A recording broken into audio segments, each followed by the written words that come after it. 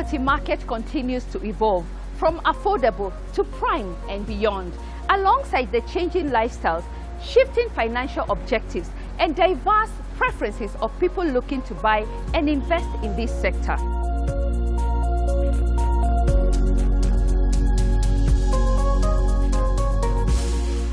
On our property pick of the week, we navigate the landscape and bring you beautifully designed homes ideal for families as well as sound investment options.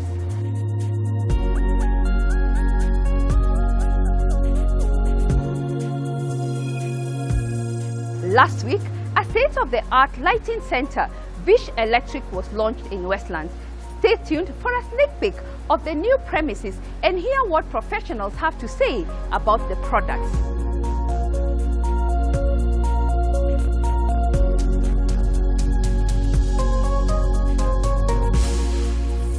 As usual, we also have some snippets from a homeowner, as well as great tips on how to get deals. Hello and welcome once again to another exciting episode of The Property Show. We have so much lined up for you today. Sit back and enjoy the show. As always, there is something for everyone.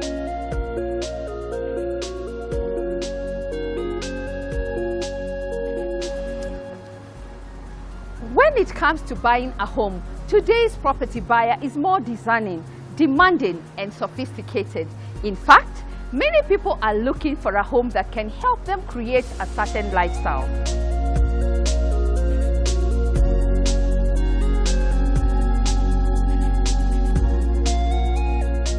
Our pick of the week brings you just that, the Great Wall Apartments, a prime residential apartment project, sure to become a new investment destination. Let's have a look.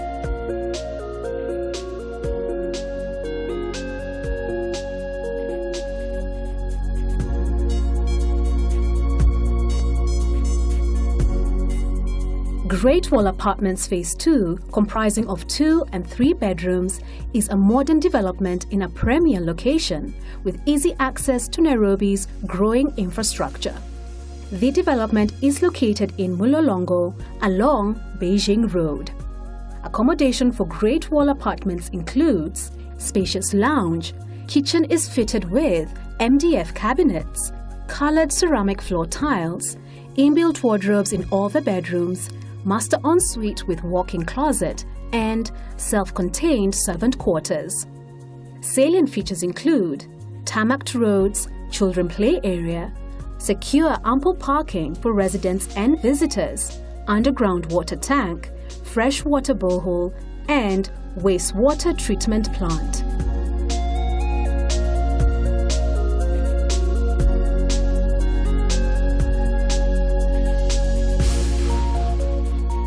Let's discover another gated community offering a new standard of living in Juja, far away from the hustle and bustle of Nairobi City. A property designed with the family in mind, Juja South Estates.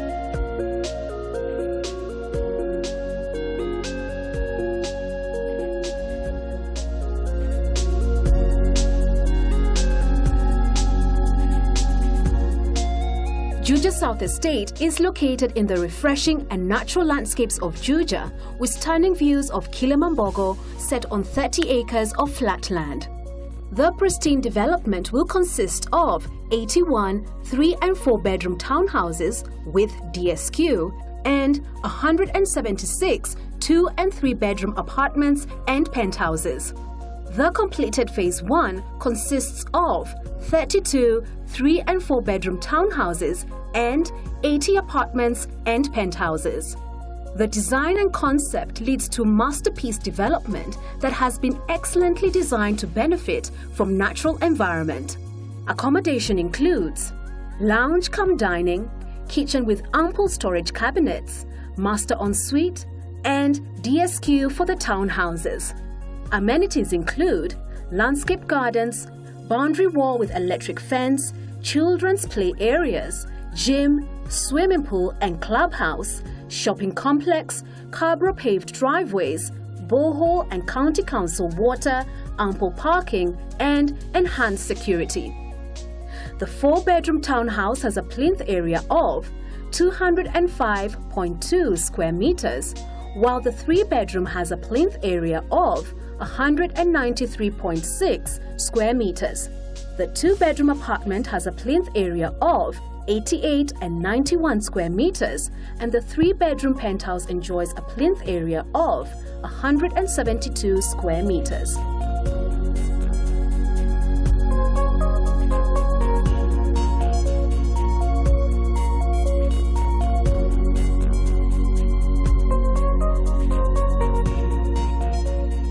Next, we look at Fast Homes, an affordable development ideal for first-time home buyers. This development is along Mombasa Road after Mololongo. Let's watch.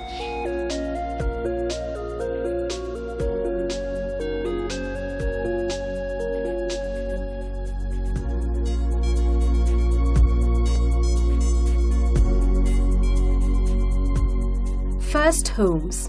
This is a new concept development done with first homeowners and investors in mind, which fronts Mombasa Road, neighbors Delta Plains, Hillcrest Park and Valley View Park estates.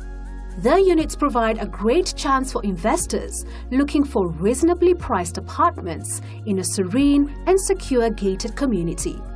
The development comprises of studio apartments and 1- and 2-bedroom apartments. Amenities include a swimming pool, well-manicured lawns, beautiful flower gardens, adequate water storage, electric fence and CCTV cameras, and enhanced security.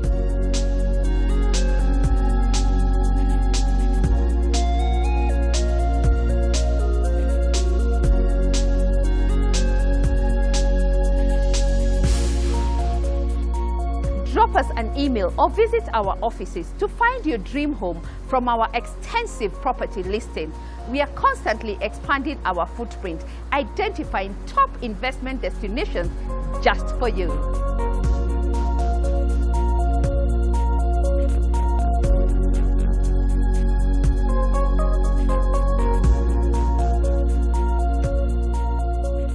If you're a real estate developer looking for the best platform to showcase your project, then give us a call and we'll be happy to highlight your property on this show.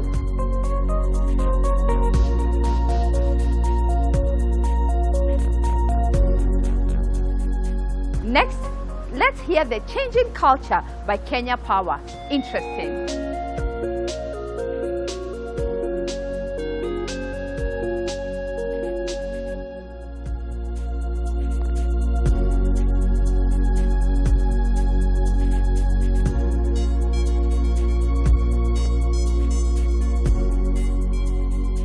Kenya Power promotes ethics and integrity in various ways.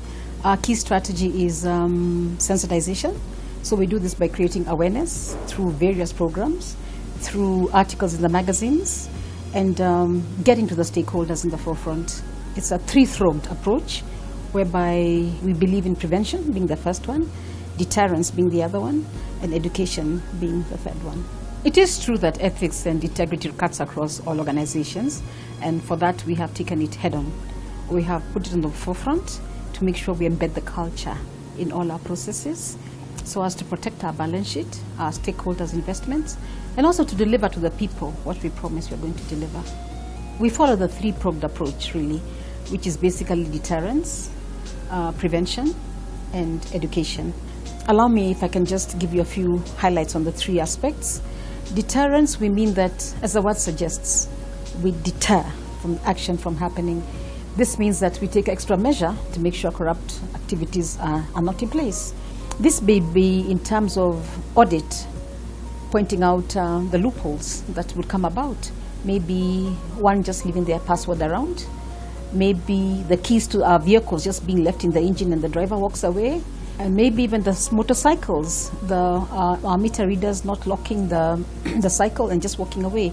So we have very many measures in which our property and our interests must be looked after. We also have what we call the Code of Ethics that governs the entire institution. Every employee must sign and adhere to what is in the Code of Ethics. This really tells us what we should do and what we shouldn't do, and should we do it, what would happen. So it regulates. It's like the nervous system of our ethics at Kenya Power. Then we have things like prevention. This basically means that we prevent the misdeed from happening. This could even mean things like having physical grills, having safes, having alarms, having tracking systems in our cars. It could also mean that we have recommendations from audit. It could also mean that we refer this matter for punishment and disciplinary action to security or other departments so that other people are deterred by seeing the outcome. But the most preventive and active aspect we use is education. This is where we sensitize people, we train people, we educate people on what corruption is, what it isn't, and how they can change their mindset and sort of have an ethical culture embedded at the workplace. I've always thought that the education bit is most important because it is a proactive aspect. Deterrence and prevention is really corrective and reactive. Kenya Power takes the issue of code of ethics extremely seriously. In fact, one of the first things that our acting managing director and CEO did when he took office in January is to insist that the code of ethics is reviewed and that we incorporate in it all the changes that have taken place in the government, specifically the Leadership and Integrity Act 2012, to make sure it covers all that is in that document. We're in the process. In fact, management has been running talks on the top 3 layers of management. That's the general managers, the managers, and the chief officers and the regional managers on sessions dubbed Leadership with Integrity. That has helped me and makes my work so much easier. But in these conversations, issues are brought out, where the challenges are, where the successes are, and how much further we have to walk. What has clearly come out is that, yes, we have walked quite a distance, but there's so much more that we are to do and will do. We've also gone around the regions, entire country covered in the last 2 months, whereby we've been talking to the regional teams and our champions, who we refer to as integrity champions in every division, just rediscussing the issues of integrity, re-emphasizing the issues of the code of ethics and the various other codes that we have in place. I'm sure you didn't know, for example, we have a whistleblowing policy in place. These are some of the things we want people to know. Much later, we shall be talking to our stakeholders, that's the public, and this session, of course, helps a lot on the various ways you can also help us fight this challenge that we're having through our different channels. Whistleblowing basically means that you are bringing to the attention in an anonymous way something that is not going right somewhere. We want to look at it like it would be factual, but yes, we do investigate them. It is normally referred to as a very sensitive exercise. In fact, we are very soon going to be on a web-based whistleblowing, such that you do it on the system. It is basically telling us and bringing to our attention what is important and going wrong that we may not have noticed or you have more information to. There are surcharges should you just be spoiling somebody's day or giving us inaccurate facts. So it's something that we really encourage, but mostly we encourage accuracy and not witch hunting. We don't encourage that. But tell us what you know, let us decide, let us investigate.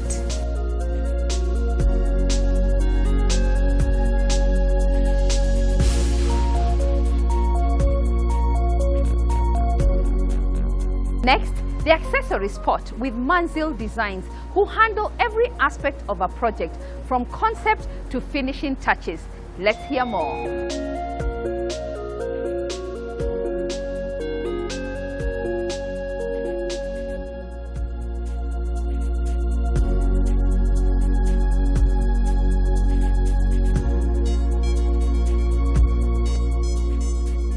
The products and services we offer is actually, we offer a full package product, whereby we walk into your house or an office and we give you all the services you need to make that space look appealing. From the flooring to the lighting, to the carpeting, to the curtains, to the artwork, custom made, everything to make a space look appealing. That's what Manzil Decor and Design offers. Beginning we were importing, we still import a few, but now we are moving more towards the custom make because we feel like there's a need for interior decor products to be custom made. So we're coming up with different concepts. So we custom make, we try to locally produce our items. Okay, so some of the items we've produced locally is in this expo, we've been trying to showcase our kitenge. We've been trying to come up with a kitenge. We call it the kitenge concept, whereby we've used kitenge to do table runners. We've also used kitenge to do like napkins, and on that point we've done bone. We've used bone to do nappy holders, and the other products that we've used, we've custom made that I would like maybe in the future to patent is this. This is wood. We've used wood to make tengenes into different shapes, and we were able to spray paint it. You can get it in silver, in gold, in different designs also. And the other thing that we've also custom made is placemats. We've used the crochet, and this is what we've come up with. You can get it in different colors. And behind me, we've custom made a whole bedding set using kitenge, and also making cushions using the same fabric. So apart from the services we offer, we're trying to come up with our own line of interior decor items which are actually made in Kenya. The Kenyan market, when it comes to interior, is actually growing very rapidly, and we feel like this is the time. Apart from importing, we want to start exporting our own products, yeah? That's where we are working towards. So we felt there was the need and there was the demand for the products. One day, one time, maybe this whole stall will be made in Kenya. Right now, it's partly made in Kenya. I'd encourage people, because we need to be proud of our own stuff. We need to be proud of our own culture. We need to start exporting our own interior decor items instead of just importing them. So I'd encourage people to go for it, yeah? For now, my ideal target market is my Kenyans, my fellow Kenyans, yeah? And later on, maybe I want to expand to East Africa, and later on we want to go to the rest of the world, because actually those people really like our products. It's just us who are not putting it out there. So my market is everyone, I guess, for now. Actually, Manzil Designs, one of our main aims was actually to offer interior design to the middle class. So that's why we're even coming up with such things, yeah? Normally you might not be able to afford. We even have products that range from 900 shillings going all the way to 5,000 shillings, depending with the quality and the design that you want, yeah? So our products are quite affordable. My final remarks is we want to have our own range of products when it comes to interior. Please let's support. You can't do this without your support, yeah? So we're really asking for the Kenyan people to support the range of products we'll be producing in the next coming years, and we're also asking them to come and see what we have in our showroom. Let's promote our own interior design products which are made by Kenyans for Kenyans.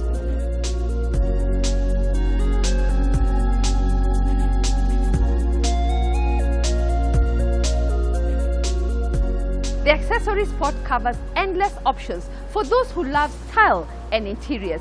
If you have that special piece you'd like to showcase, just call on us.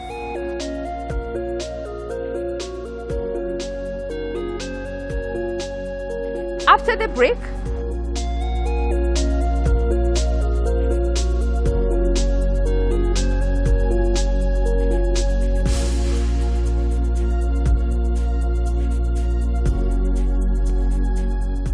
we have much more. Don't go away.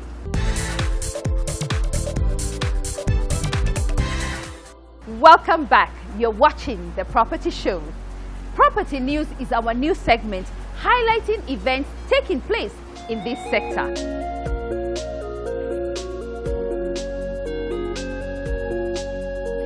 Let me start with our upcoming bus tour, the best place to start before embarking on your first home search adventure. Our exciting bus tours will give you an opportunity to see upcoming developments and interact with financial and legal experts while having some fun. Book your seat today.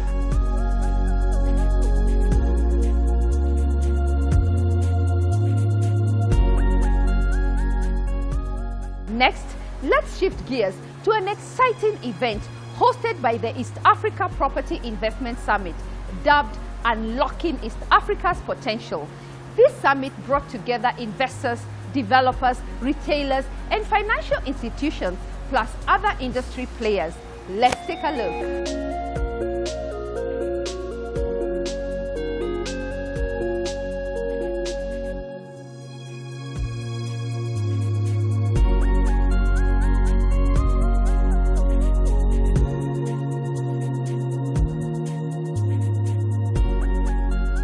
I really want to start off by perhaps taking a quick look at what has happened over the last 12 months. Of course, in this particular region, we've seen a number of things. We've seen the geopolitical and economic challenges. They're changing the property landscape in Africa. GDP levels sliding across West and Southern Africa, and now we're seeing across Eastern Africa. The Eastern Africa region, of course, continues to rise. We're seeing some of the fastest growing economies on the continent here in this particular region. We've seen an increased local and global capital being allocated to East African real estate. And of course, there are multiple examples in each of the countries that are represented here. We've also seen the upcoming elections changing political landscapes and investor sentiments, particularly in Kenya and in Rwanda. But an overall improvement in transparency, an ease of doing business in East Africa that has not been seen before. I'm really excited to see what this year and this summit has to bring.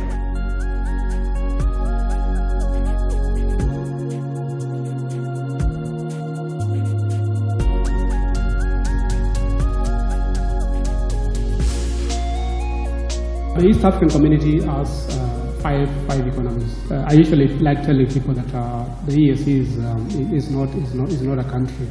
It's basically five more or less disparate economies. We have the smallest economy being Burundi, whose GDP is about 2.7 billion US dollars, and the biggest economy in the region is Kenya, with about nearly 70% nominal GDP. Those are the estimates as at the end of 2016. Now, what is interesting about the East African economy is that the smallest economy actually is the weakest, and it's the worst performer among the five EAC countries. We see a bit of consistency in performance, good performance, from two notable economies, that's Rwanda and Tanzania. Kenya and Uganda, their performance has been very, very erratic. On one year you have a good performance, another year you don't have a very good performance. And that speaks to a number of things, the policy dynamics, the structures of those respective economies, and also the political economy.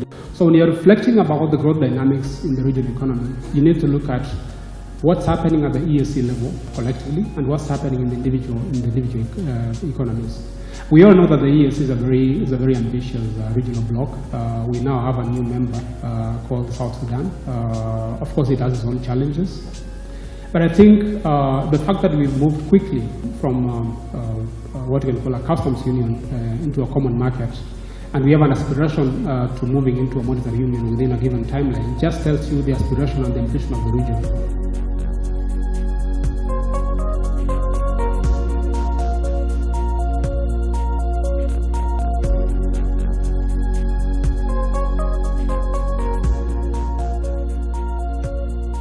Coming to this part of the world, what do you think international investors are looking for in an asset that really makes it stand out, and particularly in relation to buying assets when they've got a choice of buying anywhere else in the world? What would you be looking for? In terms of investments, really, the starting point is, is the market need. I mean, is that asset relevant in that market, and what stage of development is the country? I would say from a supply-demand perspective, there's still a lot that needs to happen in East Africa, or even in Kenya, for example, in terms of grade A, office space, for example. So, I mean, from that perspective, I think you see that a lot of investors are looking. I mean, money is actually sort of gravitating more to these kind of environments, not only East Africa, but I mean. You can also look at West Africa and see what has happened there in terms of the reliance on commodities. We're seeing a number of our clients looking more at East Africa than West Africa because it's a much more diversified economy. I think it's less dependent on oil. The perspective really is, people are looking for yield. It has to be a good asset. There has to be the market for it. At the end of the day, there's no use just putting up supply and tilting into an oversupply situation. We're a private equity fund, which is important because we look at investments from the prism of a very short, relatively short time frame, i.e. we've got to invest, we've got 8 years to give our investors back their capital and hopefully a return. So we are long-term investors, but we have very different constraints than other investors who may have a 15, 20-year horizon. So our background is, we've done corporate private equity, energy, and real estate. And within real estate, retail has been a very key plank of what we've done across sub-Saharan Africa. So it's the first malt in Lagos, in Accra, in Lusaka, in Mozambique, and in Kenya our experience has been in joint ventureship with a local partner, The Junction, and now Garden City. I think fast forward to 2011 when we acquired 32 acres off Thika Highway. I think it was a bigger punt because we took the time to try and understand where Nairobi was growing, and we identified the eastern catchment as one where there was clearly a lack of any formal retail, and we felt the middle class was going to grow along that corridor very aggressively, in large part because of the highway, reduced commute times, and the significant residential development we were seeing there. So we acquired a 32-acre parcel of land, and on that we've done a mixed-use development. So the retail mall that is Garden City, first phase, 220 residential units, and we're expanding that.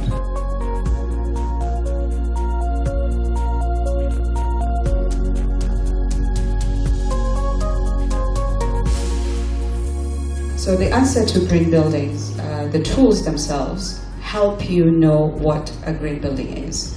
So internationally, there's the World Green Building Council. Most of the green building councils in the world, there's up to 100. In each country, there's one. So Kenya Green Building Society is the Kenyan one. Has a tool that's internationally acclaimed and recognized, and that's Green Star for us. At the same time, we've realized there's the multinationals who they get funding from the US, so they are requested to use LEED. So we've signed an MOU with the US Green Building Council so that these tools actually come through the Kenya Green Building Society. So there's a framework. And what we've done with all the work previously is created this framework to be contextualized for Kenya, noting our climate is fantastic. As much as there's drought, it's still raining. So you wonder why we have drought. So the tools are there. There's also IFC Edge.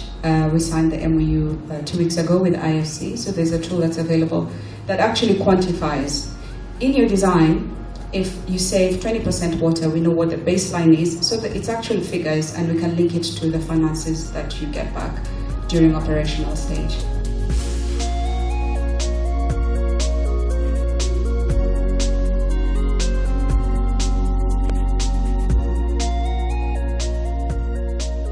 This week, history was made with the first female elected president of the Architectural Association of Kenya.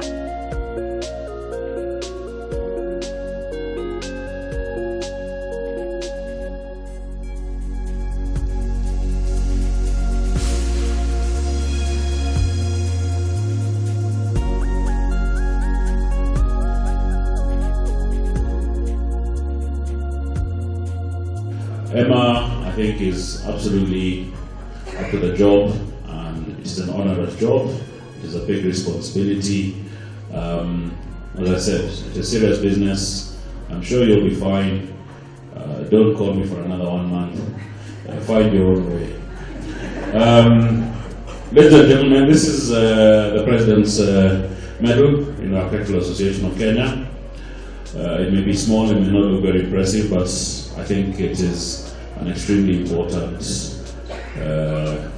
ornament, and this is the final time that I will have it close to me. Well done, Kofi.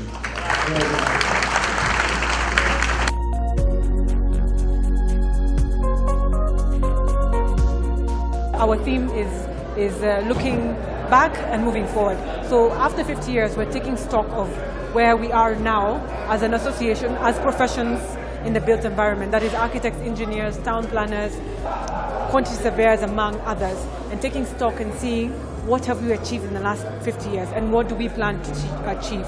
In the last 50 years, I think the numbers of professionals in the country, in the built environment, have increased by leaps and bounds. And more significantly for me especially, we have seen the number of women in the built environment increasing. In the past, we were probably about 5% of all professionals, but right now I would easily say, even at the universities, there's almost a 50-50 ratio with male counterparts and female counterparts. So I think it's been, in the 50 years, the number of women have increased, which I think is good for the country and society at large when you have diversity and representation from all genders. Not only in terms of change of leadership and the face of leadership in terms of women, we have increased the number of chapters.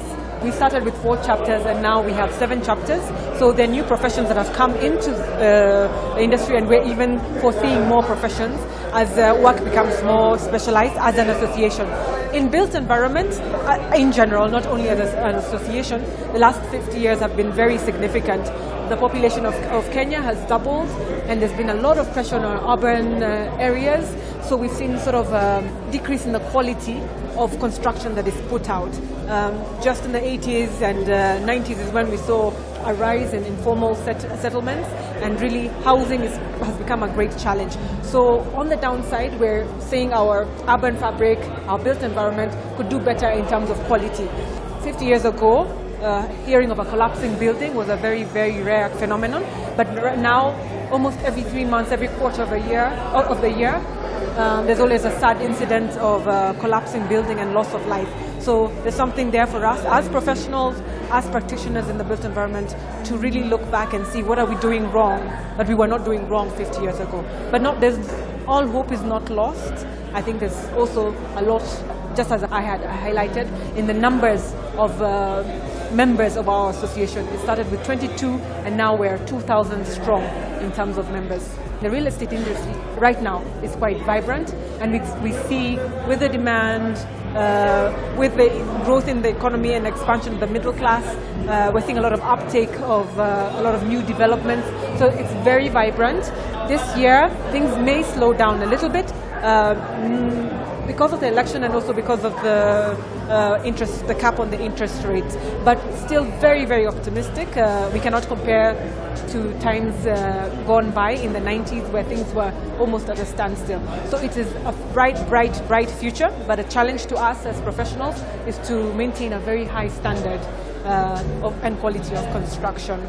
I think women, this is our chance. This is our moment for taking. I think a lot of developers are coming in who are female developers. A lot of professionals are women, and we've seen such an increase in what was traditionally a male-dominated field becoming a female-dominated field.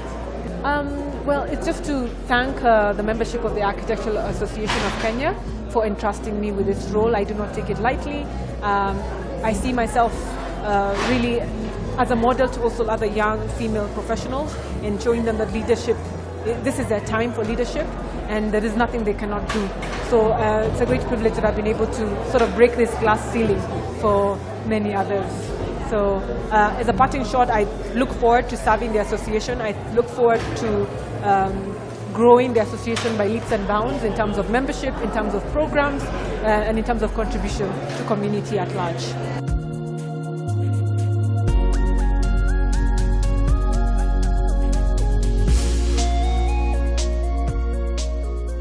Emma, congratulations.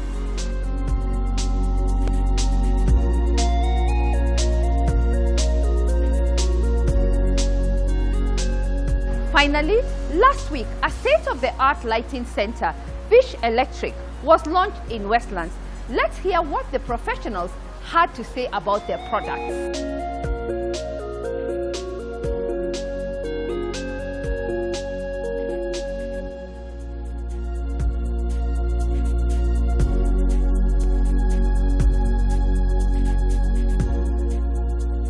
Let me ask one of the engineers maybe who have used the products.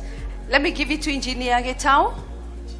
Maybe you can tell us your experience of using the products. My name is Engineer Patrick Karani Getao. I'm from My Italian Associates. My Italian Associates is a company which is known of, have done a number of projects.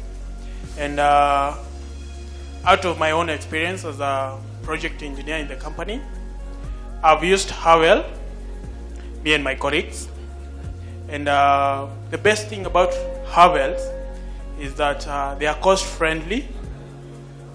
If I talk about the Fish Electric, which has a relationship with most of the consulting firms, which is a long relationship, they are cost friendly, and also they have qualified for the test of time, because the kind of project we have done is more than 5 years.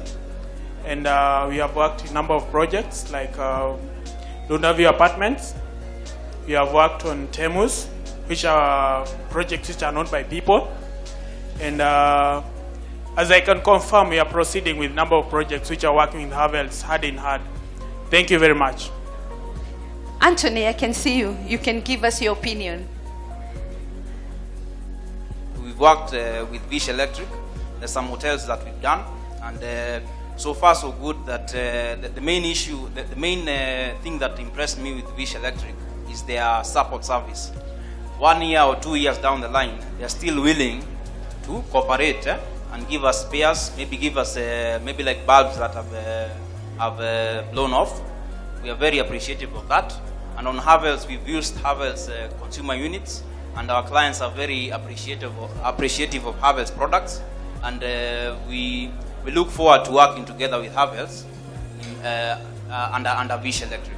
It's a pleasure. Thank you very much. I'm very impressed by what I saw. I think a lot of the products are very high standard, and what I liked the most is that there's a large variety.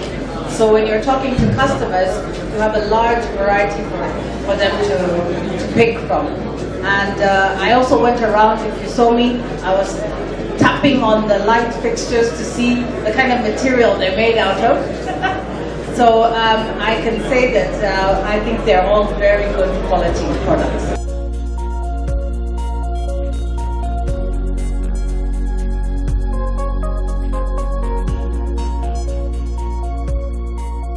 Whether you're reading or just relaxing at home, the right lights can make all the difference and add instant style and function to your space. Good news to our viewers, Vish Electric is offering a 20% discount on all their products. All you need to do is confirm you have watched them on this show.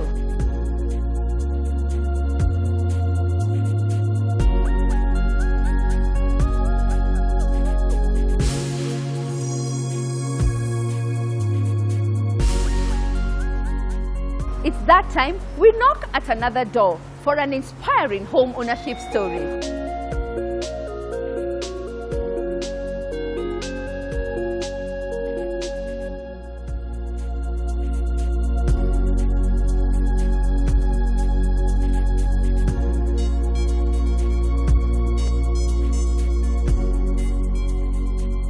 I'm an accountant, and I've been working for a number of years. And at the moment, I live in Karibu Homes. The journey has been tough because in Nairobi, the property market is, okay, it's opening up, but the prices have been out of reach. So when I came across Karibu Homes, I viewed the property. Apart from the distance, I felt that in a way it was meeting my needs in terms of finances. Because where I work, I can't get mortgage facilities. And so I had to depend on my savings and a top up here and there. So the SACCO really came up handy. At the same time, I had some savings that I used as the deposit, and then I went for it. For me, in the last 1 year prior to buying this property, I was really looking for a home where I can settle, and I was thinking of actually building, constructing. So I had the plots, but of course they were far from town. And the challenge for the plot was who will supervise during the works. So when I came across the Karibu Homes offer, I was glad, because at least I will not be involved in the day-to-day construction, and it gave me a peace of mind. Yeah, because according to their brochures, they'll just give you step by step how far you've gone. They keep on reminding you when a payment is due. And then finally, in fact, I remember the last email that they did telling me the home is ready. It was in the evening. I had worked late in the office. I was just about to shut down. Then I saw an email popping up. I opened it, and they were saying your home is ready. And I was, in a way, I was not sure whether I was ready for it or not. I was told your home is ready, make plans to finish whatever was remaining and take up. There's just one of the documents that had to be signed by a lawyer. And I was lucky because one of my buddies is a lawyer. So I just informed her and she told me it's okay. Can just bring, we go through. Because of the jargon, I asked her to go through and see that everything is okay. And she went through it, and that was it. I didn't have much to do with the lawyers. I like the sitting room. It's spacious. And even the bedrooms compared to where we were living and paying the rent. The environment is good, although most of the owners have not come in. So at the moment we are having a lot of space and it's good for the child. And at least there is a court where the child is able to play. Even adults, if you have time, there's a place you can play and rewind. And then the best part is that in the evenings we take the walks. Within the compound, there is security. So you are able to do your walks. Even when you are late, you can do it even at 10. You just go around the blocks and do your exercises. It may not be my dream home, but for now it's serving the purpose. Because for one, the issue of rent is out. And then for future, I would prefer to be, you see, these are flats. So I would prefer to have my own compound and all that. There was a time I met someone at a bank, and I was actually looking at the properties that they have, the options. Of course, they were out of reach that time. He gave me very good advice. He told me, don't look at it like the property that you first buy must be your dream house. Just use it as a stepping stone, because once you get the property, you can use it as to get another, probably a loan, and you end up with the dream house that you want. Probably I should have started this journey earlier. Yeah, because looking at it in terms of, okay, I used to feel like Athi River is very far, and I was aware there are so many properties being developed, and I never used to come around checking. So looking back, probably I should have started this journey earlier. I should have gone round and compared whatever the various offers that were there. And also probably I would have saved more so that I get the property that I desire. My advice to the aspiring homeowners would be to start saving early, to do their research, not to fear the distance, to walk around before they make their decision. Finally, I would say Karibu Home is a good home, especially for young families. And I would advise those who are able to come and view the properties and see if they can make a choice and join us. Otherwise, I'm glad I left my landlord.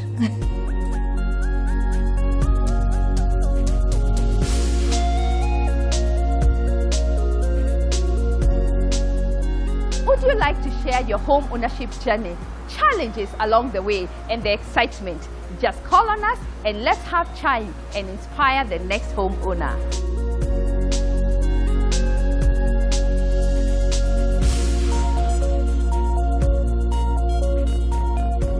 The Property Show is all about diverse investment options shaping the landscape. That's it for today, and thank you for watching. Connect with us on our social media platforms for investment trends. See you again next Sunday. As always, there is something for everyone. Kwaheri.